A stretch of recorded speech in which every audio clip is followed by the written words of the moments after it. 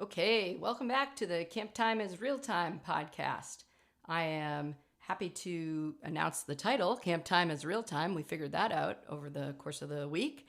And another thing I'm going to do this week is also introduce the guest. Didn't do that last week. So this week we're talking to Katy, who is a counselor with me in the late 90s and early aughts. We talked about what she did at camp. She was in woodlore. She was in games. She created the legendary activity Boataneeringlore. Some of you may have had it or been a counselor at Boataneeringlore. And then we get into some stuff about crocodile and cookouts and coffee runs, iced coffee runs, and what that coffee order looked like. So I think you'll enjoy it. I think you'll notice off the bat that I'm sick when we recorded this, so sound a little off. I'm okay. Happy to report. But this was a good one. Hope you'll enjoy it, and we'll see you next time. Enjoy. Got it. Enjoy. Check. So were you nervous about potting? Oh my God, so nervous. what? I don't know. What about us talking about camp where you're like, no. I don't know if I can do it? No, it wasn't that part. It was just I guess I'm microphone shy. Okay. So the idea that everything I'm saying is being recorded. Right. Yeah. What? No, I get it. When did you start going to camp? You were a camper, right? I was a camper. I started a bit later than you and some other friends, though. I started going when I was 10. Oh. So I know, right? So that would have made me a Cherokee? I think so. Were you a Cherokee, not a Navajo? I was a Cherokee. Mm-hmm. Yeah. So I started when I was 10. I joined the party quite late. And did you go 6 weeks, or were you like one session, 2 sessions, or did it switch throughout the summer? It varied. So yeah. I think my first year it was maybe just one session. Mm-hmm. Yeah. And then, I loved it so much. I wanted to go more. And then, same with my brother. He's a few years younger. We were both just like, oh my gosh, this place is amazing. We just want to be there for the whole 6 weeks. So it did evolve into us being like full timers. Yeah. It took a couple years though. Well, that makes sense. 6 weeks is a long time. If you just right. Yeah. I mean, now looking back, I think every year the entire staff is like, where's the 4th session? Why are we not doing this for 8 weeks? Right. More camp. Give us more. Give us more. But I have to say, in defense of the 6 weeks, it really leaves the crowd wanting more. And I think that's perfect. Yes. There's never this point of exhaustion or, okay, I'm done with this. It's always that feeling of like, I don't want it to end. And I'm so excited for next summer. Yeah. You get to the excitement after, like, that last day is very sad. It's devastating. It's devastating. Yeah. No, it's tears. It's devastating. Right. 100%.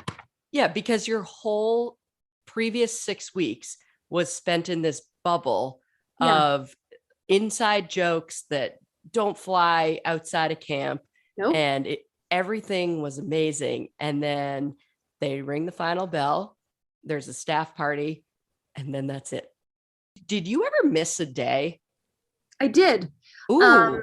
So I got food poisoning when I was an assistant. I got food poisoning because I was given the task of going out, leaving camp during lunchtime, going out, grabbing McDonald's for the head counselor that I was working for, bringing it back. And of course I got something for myself too. As you do. Bad move. So that night I was just sick as a dog. And it was just, I had food poisoning. Wow. I had food poisoning But the head counselor that I had brought the food for wasn't. He wasn't affected. So I did miss, I think I missed I missed a full day. Wow. Now, was this a sanctioned visit off camp, or was this sanctioned by whom? Well, only one person can sanction these things. No, this was hey, the head counselor said, hey, can you run out, Yeah. Grab some McDonald's, come right back. I was like, sure, I'm on it. I'm cool. Like, whatever. I had just gotten my license, and I paid the price. Don't break the rules, Katy. Yeah, don't break the rules or you'll get food poisoning. Now, I'm assuming the statute of limitations is up on this. Do you care to name this head counselor? This would be AJ Shed. Oh. Uh-huh. Oh, yep. Boy. Yep. So when a world of possibilities opened up as soon as you got your license, I feel like. Mm-hmm. I remember it was iced coffees. That was the big thing. And I like, the memory I have is being on pool staff and just sitting around at the table, and it was like, who is going to go get us iced coffees? Yeah. And it was such a sneaky, like, you knew you weren't allowed to do it, but it felt like maybe it was okay. Right. But who knows? Who knows? I mean, it also depends, who on the pool staff were you bringing iced coffee to? Right. Like, if it were Kelly, right. Probably okay. Someone in the hierarchy. Yeah. Probably okay. Right. But if it was just a bunch of, lowly assistants, maybe not. What was your move when you left? What I would do was, where the staff parking is, you just reverse and go out the one way, the wrong way. Right. Yeah, go out the wrong way. Absolutely. Yeah. I wasn't about to drive through. Yeah. Are you kidding? Totally normal. Well, because one of the video guys would have caught me and been like, it was just assumed 6 weeks and that's it. Like, you are expected to be there every moment of 6 weeks, and that's it. And I missed 2 days going into college, my freshman year for preseason. Because you were an athlete, right? Yeah. So we started on a Thursday, and I remember I was like, this I know will be okay, because you could always leave camp early if you had something athletic to do. I don't know if this registered to you, but do you remember the Bay State games? Anyone who played in those, Tom was like, take all the time you need. Like, go like, do your tournament. And I remember missing, leaving a couple hours early for that when I was in high school. And I remember some older counselors doing it too. And that was no problem. You got to do it. It's very important. Yeah. And so I remember that my going into my freshman year thinking, I'm going to need to miss the last 2 days of camp. I'll run it by Tom. I know some older counselors had done that before, so I wasn't concerned, but it was strange. I didn't want to do it. I didn't want to. Of course. Yeah. I think, you're absolutely right. Tom was incredibly supportive of athletes and their schedules. But also I think there was this overlay of assumption, who would want to miss days of camp? Right. Yeah. That never registered with me. I need a mental health day, or, I don't want to go. Yeah. What? I know. Every single one of those days was so precious. Yeah. Can you imagine? So if you missed one day of camp and you came back, it's like you had missed a vital piece of a puzzle. Yeah. And there was stuff that you just didn't know what was going to happen that day. And if you didn't know about it, you were just in the dark. And there is it sounds ridiculous now, but there's no way for making up for what you missed on a random Tuesday. Right. It's just you weren't here for that day. Because the thought of filling someone in with the context, it just doesn't work. There's really no way to kind of claw your way back from missing a day. Yeah. And that's like one of the things that kind of, makes the camp, just brings it together. Like by the end of 6 weeks, it's a family, right? That is the family. Yep. For that particular year, because we all know literally everything that went on for the last month and a half. It's something that really can't be described. It's magic. Yeah, it's too bad because this is an audio medium. So that's a bummer. Darn. So anyway, that's a wrap for today. Goodbye, everybody. What was the least amount of money you spent on a cookout, would you say? $8. I'm gonna repeat that. $8. When we were there, it was $3 per kid per cookout each week. So you'd have about $45 to play with. And that was to make a meal for everyone on Friday. And the first week is where you set up your entire summer. So the first week you buy your plates in bulk, you get cups, you get whatever it is you're going to need every week for the cookout. Yep. And that's when you really want to go with a mac and cheese, because you're not going to have too much money left over. So $8, perfectly reasonable. Yeah, when you're buying everything else. Now, the key is the rest of those weeks also a perfect week to have mac and cheese, because you also don't have the overhead of everything else. Right. So the campers are financing a Dunkin' Donuts habit. That's what's happening. And 100%. And we appreciate that. We appreciate it. Yeah. I mean, and I think that's where I started drinking coffee. I was never. Same. Yeah. Right. Yeah. How did you take it? What was your first coffee? Like, how do you take it? Is it different from now or no? It's no. Well, so when I was working at camp as a teenager, let's say a high schooler, that was the only time during the year that I would drink coffee. I wouldn't drink coffee during the school year or even on the weekends. I would drink it in the morning on the way to camp or at camp. And it was always a Dunkin' Donuts medium iced extra. Sounds right. Yeah. Which essentially is just a plastic mug filled with cream and sugar with a little drop of coffee in it. I'm surprised I don't have diabetes, to be honest. Like, it's just horrible. It's a milkshake. I do not take my coffee like that anymore. Oh, good. But love it. And what is the meal that you can do for $8? It was Market Basket, of course. Sure. And it was macaroni and cheese. Yes. So a box of mac and cheese at Market Basket is what, 25 cents? Yes, something like that. Yeah. So you make a huge vat of macaroni and cheese. Yep. You get, the big bulk bags of chips. They're like 50 cents. And you get the juice, you get the blue juice. Yep. And they cost what? $1? Right. Yep. And ta-da. Yeah, I would splurge and get blue, red, maybe one other color juice. Yeah, like junior camp juice.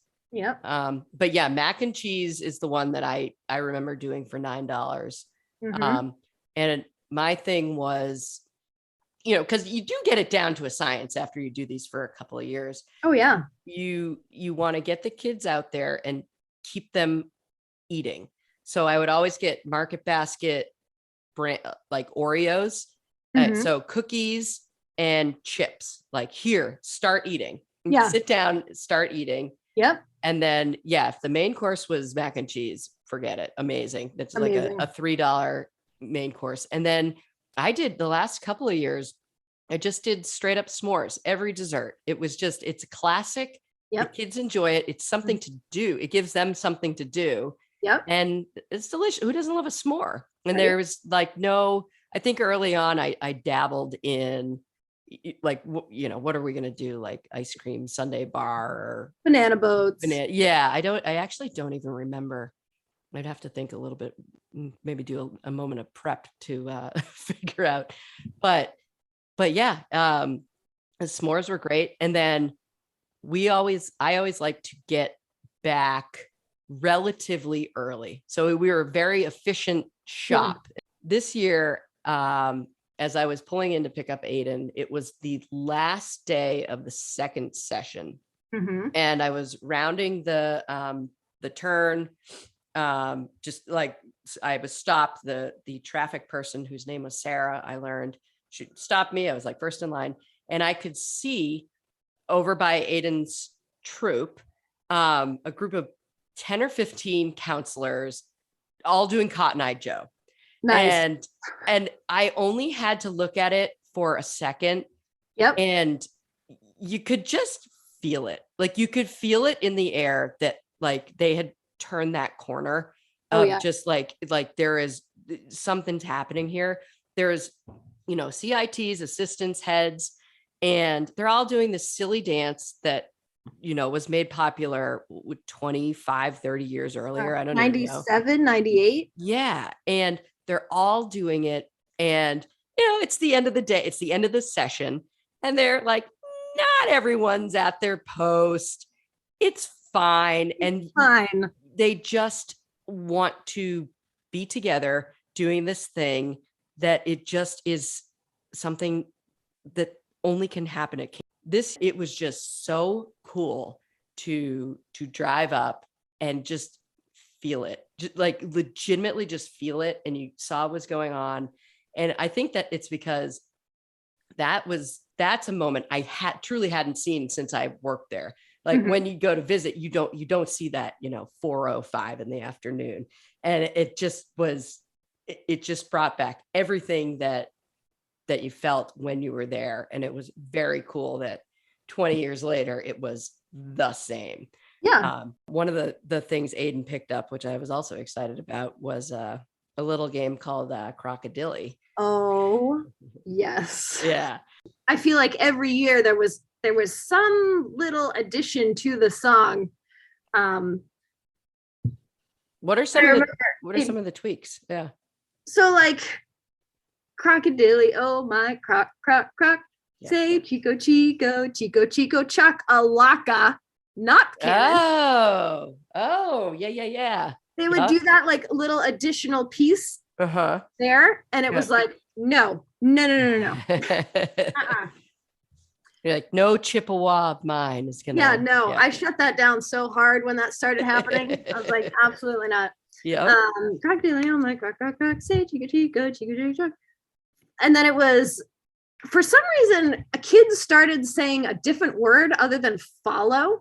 You know how it's like follow. They would start saying like weird, I don't even know.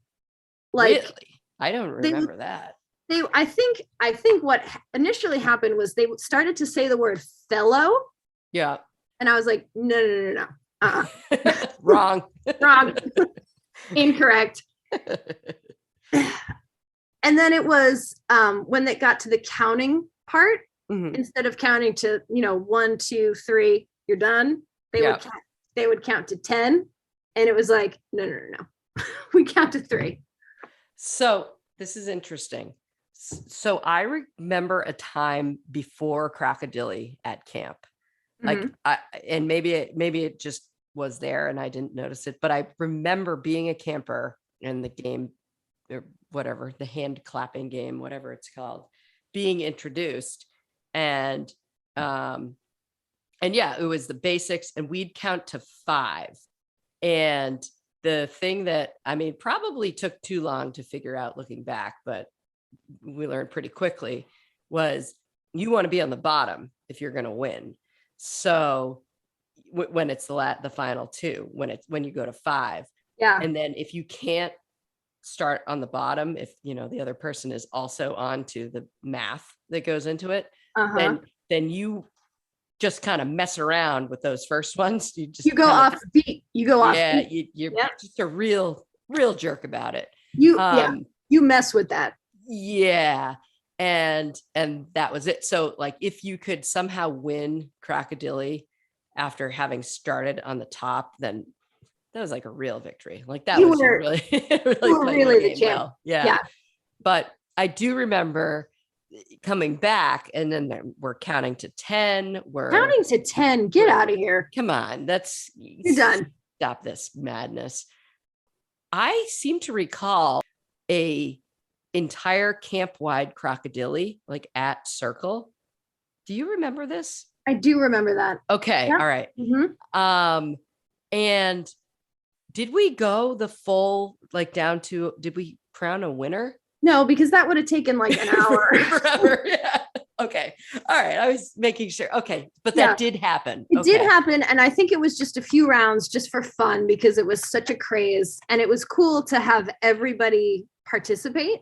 Yeah. But no, we did not take the time to whittle it down to one person. And I do remember like people of kind of our generation, like you and me and Greg and Katie Crowley, like getting irritated at how much Crocodile was changing. And remember we made the video about it. Oh, yes. And we put it in the counselor video for like 2003 or something. And it was literally all of us just sitting around and being like, just complaining about how Crocodile had changed. And it was like, these kids nowadays, they don't know what they're talking about with Crocodile. They're counting to 10 when they should really only be counting to 5. And they're saying all this weird stuff. I remember this. It was I had totally forgotten about that. We made a video of us just like griping about it. Sometimes I can't handle how cool we were. We were just the epitome of cool. Yeah, I mean, we went big into counselor videos. Yeah. Which was deliberate because I remember hearing about them as a camper once I was in a position to make one. And I was like, here it is. Yep. And then my last year, we did 2 because I always thought that the staff videos were great at the end of the year, but like wouldn't it be great to have one midway through? Yeah. So you could see it and then still have camp to go back to. Exactly. And so that year we made 2. And I'm thinking that's when we had the crocodile. Ooh, I'm gonna need to find that video. Man, did we have strong opinions about things? Oh, we had such strong opinions, and I can picture it like it was right in front of my face. It's like you and Greg and Crowley are sitting up on the piano in the stables. Oh, yes. Somebody's filming. Yeah. I don't know who, but it was like, oh my God. Like, I know who's filming that. So that was filmed a video editing night. And it was editing night. Yep. Yeah. I think we propped the camera up. Okay. And I mean, I'm sure there were more people there, but yep. It was the 3 of you on the piano. That's right. And you guys were all so like synced up about what was acceptable and what was not acceptable. Like, and you would go through the song and you would get to a point where, you know, the campers had start to mess with it and you'd be like, no, this is unacceptable. There was a lot of emotion, which was great to see played out on film. Yeah. Powerful. I mean, the degree to which we felt camp was for us as counselors, or in fact was entitled to us as counselors and not for the kids, right, is alarming. Yeah. I mean, no self-awareness whatsoever, but it was great. It was great. We were merely being protective of our history. Exactly. Another thing we should talk about are those video editing nights. Oh man. That okay. That, I mean, perhaps it's a whole episode in and of itself, but man, those were fun. So fun. And I know that they've gone away now. And Ty was saying last week that, and I hadn't even considered this, that, you know, everyone has editing software on their computers or even their phones nowadays. So there's a lot you can do to, take home, do by yourself. So, I mean, we had, like an iMac in the video studio in the stables, the one air conditioned room at camp. It was fantastic. Glorious. And as you know, we would stay there and edit the video because we were doing videos every week, which also now is not the case. So they'll do a video at the end of each session now. But when we were there, it was every Friday. And, when you think about it, what it takes to edit down a video, I mean, it takes a lot. It's like a 20-minute video. So it's a fair amount of work. And it's not like you had like tons and tons of content. So you'd have to, film stuff the first few days. And then Thursday night, we would just be there all night. Until like 3 a.m. Yeah. I mean, and we get there relatively early, maybe go home and eat dinner and then just be there, definitely be there when it was still light out. And then be there, till like 3-4 o'clock in the morning, finishing the video. And it was great because we'd get it done. And then slowly but surely, people would just start to trickle in. Everyone's friends would kind of trickle in because who doesn't want to spend more time at camp? And that's not a rhetorical question. That's right. It would. So I was never a video counselor, so I didn't really have any responsibility in terms of making the video. But it was always this feeling of, okay, it's Thursday night. I've done my shopping at Market Basket. Right. It's maybe 8 o'clock, 9 o'clock at night. What do I want to do? I want to go to the stables and see what's up. Yep. It's just like totally reasonable. And just hang. And it was hang out. It was awesome. So there would be, whoever was on video someone would be working. Like it wouldn't be a total like, all right, we're just gonna do nothing and because call it a night. Ultimately, you had to you had a deliverable. Yeah. But so, but as people would come in, it like that's how stuff would start to get filmed. Okay, back to the camp day. You were the Woodlore counselor as your first time being a head counselor, right? So when you got the nod to be a head counselor, you were in Woodlore. Yep. What as a Woodlore counselor, did you find that Tom and Gail expected anything from you with respect to knowing about like animals and nature, anything like that? Let me tell you a quick story. Sure. So here I am. I'm 17, 18 years old. Mm-hmm. I'm head counselor, first year head counselor. Like, all right, great, cool. Like I'm the Woodlore counselor. So what does that mean? It means essentially we just play a lot of fun games in the woods and sometimes go on nature hikes. Fun. So I am at camp one day and I'm making my way to the bridge to go, to get ready to take kids to Woodlore. Mm-hmm. And Tom comes up to me and he's like, hey, come here. I need to talk to you real quick. It's like, ooh, okay. And he goes, we have a situation in the cubby area. Ooh. I was like, ooh, well, okay. Like, is everything okay? What's going on? And he was like, so the kids are reporting that there's a snake in the cubby areas. Also not for me, snakes.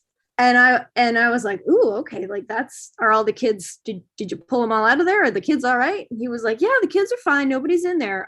But I'm going to need you as the Woodlore counselor to go into the cubbies and investigate and make sure that the snake is no longer there. Now, to clarify, I am 17 or 18 years old. I am not an animal control officer. I just want to make that crystal clear. I was like, what? You want me to do what? Yeah, just, and he was very casual about it. He was like, I just go check it out. Just make sure that it's fine. And I'll send the kids back in when you give us the all clear. And you are the head counselor of Woodlore. So. Right. And I'm like, okay. So I very like gingerly kind of, poke my head into the doorway of like the cubby area. I don't even step foot, not 1 foot do I put in the cubbies. I poke my head in. I do a quick check of like I look around the floor. I kind of like do a visual scan from the doorway. And I'm like, looks fine, send them in. All clear in here, guys. All clear. So to answer your question, did Tom and Gail have any unreasonable expectations of me as a Woodlore counselor? I mean, kind of. Well, I mean, it seems like no one reported a snake after that. So you successfully cleared the area. When did you make the transition to games? And was that you just wanting to switch it up, or? So no, it was more of a it was definitely more like Tom, he asked me, he was like, what do you want to do this year? Oh. I was essentially given, a choice. Nice. And I said, I really like Woodlore, but I think it'd be really fun to do games this year. And that was that. Nice. What was Boataneeringlore? So Boataneeringlore was a combination of boating, pioneering, sure, and Woodlore. Okay. What we would do is we would bring all of our tribes together and we would kind of do whatever we felt like doing. It wasn't like we chose one of those 3 activities even to and like focused on that. It was just, hey, like, I would bring the Woodlore kids maybe over to the pioneering area, touch base with Brendan and say like, what do you guys want to do? Do you want to like go hang out at boating and see what they're doing? Like we never really had a plan. Sure. It was just this kind of free form, like, let's bring our tribes and see what Scott's doing, or vice versa. Scott would bring his tribe over to Woodlore or whatever. It was like, I have a memory of Boataneeringlore taking place at like the back end of the stables, like where ceramics is, that little field there. And I think I honestly think I was walking to my car to go get coffee or something. Nice. And I was like, what's this? What's happening here? And it was that like, there's not an activity that takes place there. Neither boating, nor Woodlore, nor pioneering ever. No. But yeah. And I think there was like a hose involved. I'm not sure. Yeah. So you're exactly right. So we would often, the hose just jogged my memory. So a lot of times we would play red light, green light, but the person being the caller would, when they would say red light and everybody froze, they would take the sprayer on the hose and like blast kids in the face and try to get them to move so that they could call them out. That's awesome. Be like, oh, you flinched, go back to the start. Yeah, I flinched. I got like water being You're aiming a fire hose at me. My eyeballs. Of course I flinched. We're in double digits for listens for the first episode. Oh, 11 people are loving it. Wow. Yeah. 11. One of whom it says is in Germany. Interesting. So I'm trying to figure out if that's a real person who stumbled on it, or if it's like someone's IP address is off and it's registering as Germany. But Germany, we're international already, man. Yeah. Guten Tag.